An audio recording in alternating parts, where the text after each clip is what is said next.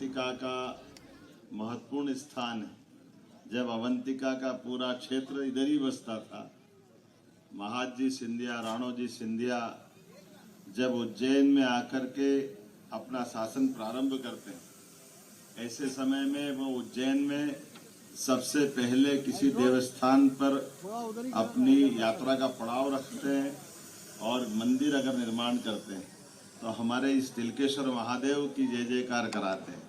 बोले तिलकेश्वर महादेव की। और कितना सुखद संयोग है, दीपावली के दूसरे दिन गौ माता की पूजा के साथ हमारा पूरा मंच और आप सब जोरदार अभिनंदन करें। आज के दिन पुलिस स्मृति दिवस भी है, पुलिस की शौर्य दिवस भी है और मुझे 9:30 तक हर हालत में भोपाल पहुंचना है और 8:30 अभी बज चुके हैं, इसलिए लेकिन हमने कहा कि गोवर्धन पूजा का तो आनंद ही अलग है। हमारे लिए अतीत के काल से इस पृथ्वी पे जब से मनुष्य की सभ्यता का शुरुआत हुई तब से हमारा परस्पर किसी पशुवंश से, किसी भी गौमाता से जब हमारा संबंध आया तो हमारी माँ के बाद एक माँ से और संबंध आया, वो है गौ माता। और ये एक ऐसी गोवंश की परंपरा केवल भारत में है कि जिनके आधार पर हमने अपना प्रकृति से संबंध जोड़ा है। हम सब जब हम कहते हैं कि सब जीव बराबर है तो बोलने के लिए नहीं, करके दिखाने के लिए। और इसीलिए गौ माता की विशेषता कैसी, वो अपने बच्चे का भी ध्यान रखती और हम सब का भी ध्यान रखती। ये परमात्मा ने उसको विशेष गुण दिया है, ये और किसी में नहीं है। और न केवल अपने वंश की ध्यान रखना बल्कि हमारी खेती पे भी, खेती माता के लिए भी जरूरी, सारे पोषक तत्व गोवर्धन से ही आते हैं। ऐसे में जब हमारी वो प्राचीन परंपरा का रिश्ता बनाने की बात आती तो भगवान कृष्ण को कोई नाम से बुलाओ मत बुलाओ, उनको द्वारकाधीश मत बोलो, राधे कृष्ण मत बोलो, लेकिन जैसे ही गोपाल कृष्ण की जय बोलते हो वो आनंद में डूब जाते। जीवन भर जिस नाम को सदैव अपने दिल में बसाए रखा वो गोपाल कृष्ण भगवान की। ये हमारा अतीत का वो गौरवशाली पक्ष है जिसके भरोसे से सदैव हमारी शाकाहार की धारा भी दुनिया में अपने बड़े से बड़े तमाम प्रकार के बदलाव में भी, यहाँ की शाकाहार की परंपरा में बदलाव लाने में भी केवल लोग प्रोटीन ढूंढते हैं मांसाहारी होने में गौरव महसूस करते हैं। लेकिन हमने अपने कई सारे इतिहास के ऐसे उदाहरण हैं, बड़े से बड़े खिलाड़ियों के लिए। हमारा उदाहरण के लिए एक चर्चित नाम फिल्म का जो बाद में हनुमान बन करके भी फिल्मों में दिखाई दिए, वो दारा सिंह के जमाने से दारा सिंह रंधावा हो, बाद में उनके पहले वाले हो, बाद वाले हो, ये चंदगीराम से लगा करके सारे पहलवानों ने अपने पराक्रम पुरुषार्थ दिखाया। तो केवल दूध के गोवंश माता का जो आनंद लिया है, दूध दही घी, उसका जो आनंद है, और घी को पचाने के लिए आज भी हमारे लिए दुनिया के अंदर भारत का और बाकी देशों की प्रगति ढूंढना हो तो केवल यहीं से मालूम पड़ जाएगी कि भारत के लोग की उन्नत अवस्था एक एक उनके अपने खाद्य पदार्थ से भी दिखाई देती है। हम प्रोटीन दाल के साथ घी डालकर आनंद लेते हैं, लेकिन दुनिया में दाल को ढूंढने में भी बड़ी कठिनाई आती और घी तो बना ही नहीं, वो मक्खन तक ही टिक गए, मक्खन से आगे उनको मालूम ही नहीं। इसलिए आयुर्वेद में तो घी से इलाज है, लेकिन दुनिया में वो मक्खन रख करके रोटी पे लगवा करके खत्म कर देते। उनको ये मालूम ही नहीं कि मक्खन गर्म करो तो घी भी बनता है। ये एक अलग दुनिया है। लेकिन हम तो आज गौमाता के लिए पूरे त्योहार मनाने के लिए, जब से हमारी सरकार बनी, सरकार के आधार पर शासन की, गरीबों की, युवाओं की, महिलाओं की, सबकी कल्याणकारी योजना लागू कराने का शासन का उत्तरदायित्व होता है। लेकिन शासन के उत्तरदायित्व में एक महत्व की बात यह भी है कि समाज जो त्योहार मनाता है, समाज जिनके माध्यम से कोई संदेश देता है, उन संदेश को सरकार के आधार पर भी अंगीकार करने की आवश्यकता है। सरकार समाज के साथ लेकर के सह अस्तित्व की भावना का प्रकटीकरण भी करे। और ये उसी का सिलसिला है कि हम जब समाज धूमधाम से दशहरे पे शस्त्र पूजन करके, हमारे तो देवी देवता बगैर शस्त्र के अधूरे हैं। हर देवी देवता की अपने एक अस्त्र, उसकी अपनी वाहन की पहचान है। ऐसे में हमारे दशहरा भी आनंद से मनना चाहिए। और सच्चे अर्थों में दिवाली भगवान माता की पूजा तो करते ही हैं, लेकिन माता प्रसन्न कब आओ, जब गौ माता की पूजा करोगे, गोवर्धन की पूजा करोगे। सच्ची दिवाली तो गोवर्धन से मनती है। तो हमारे लिए सौभाग्य की बात है कि हमारी महालक्ष्मी प्रसन्न करने के लिए खेती किसानी भी अच्छी रहे, गोवंश भी अच्छा रहे। और अब तो जब आज बदलते दौर में हम देखते हैं कि देश के अंदर मध्य प्रदेश का स्थान एग्रीकल्चर ग्रोथ रेट में बहुत अच्छा है, लेकिन एग्रीकल्चर ग्रोथ रेट से जब हम देखते हैं तो एग्रीकल्चर ग्रोथ रेट में अभी दूध की उत्पादन क्षमता और बढ़ा सकते हैं। जब दूध की उत्पादन क्षमता बढ़ाने जाएंगे तो देश के अंदर हमारा दूध का कंट्रीब्यूशन मध्य प्रदेश का 9% है, तो 9% से हमने लक्ष्य तय किया है इसको 20% तक ले जाएंगे। जब 20% ले जाएंगे तो हमको घर घर गोवर्धन पूजा करना पड़ेगी, घर घर गोपाल खड़ा करना पड़ेंगे, और गौ माता के लिए भी गौशालाएं बनाना पड़ेगी। गौशाला में वो सारे प्रबंध करना है जिनके भरोसे से हमारी खेती किसानी भी अच्छी हो और गोवंश भी बचे। ये हमारे और एक तरह से हजारों साल की परंपरा को पुनर्जीवित करने का प्रयास है। इसलिए गौ माता के लिए प्रति गौ माता गौशालाओं में हमने अनुदान की राशि भी 20 से बढ़ाकर 40 रुपया प्रति गौ माता करने का निर्णय किया।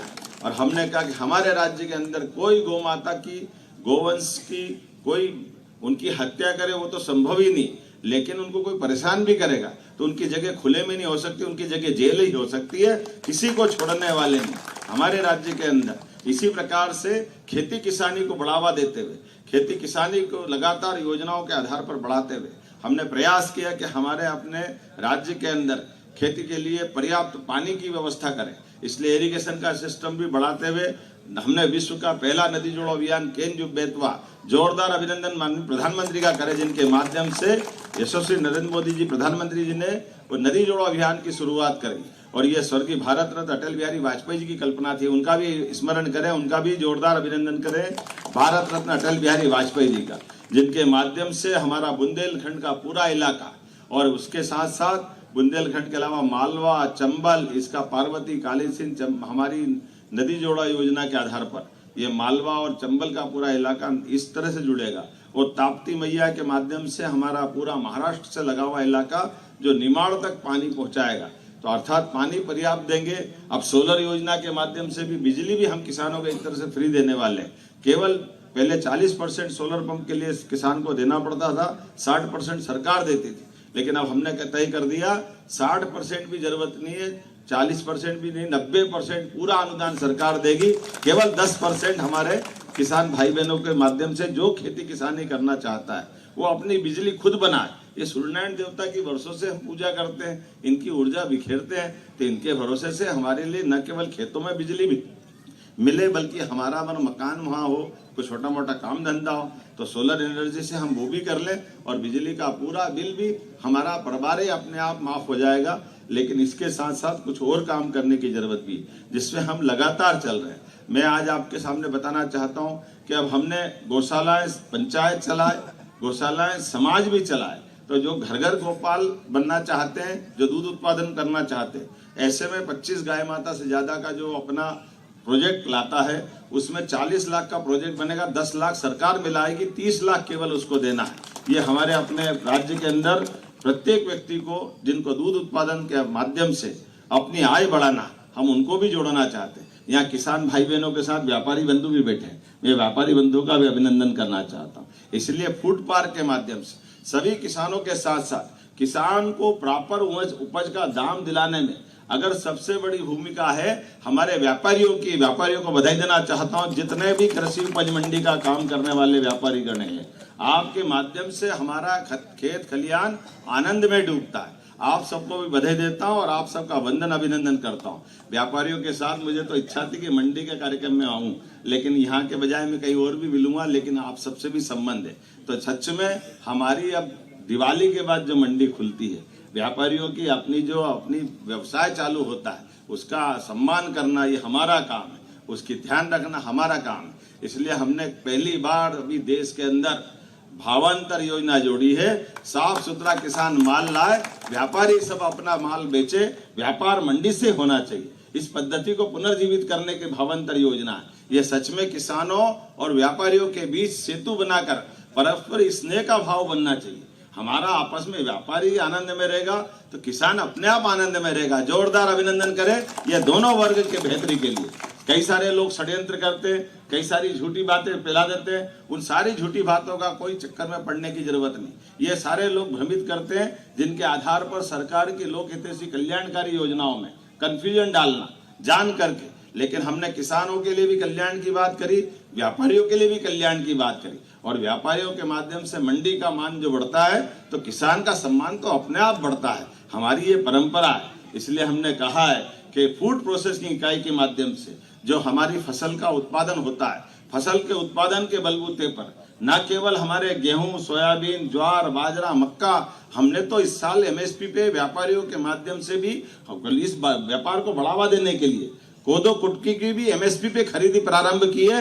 आदिवासी अंचल के अंदर में भी कोदो कुटकी भी खरीदना चाहिए, श्री अन्न को भी प्रोत्साहन देना चाहिए। इसलिए बाबा महाकाल के प्रांगण में कल पहली बार बेसन के लड्डू तो मिलते थे आनंद के साथ, हमने कहा श्री अन्न के लड्डू भी मिलना चाहिए। ये भी शुरुआत की है बाबा महाकाल महाराज की।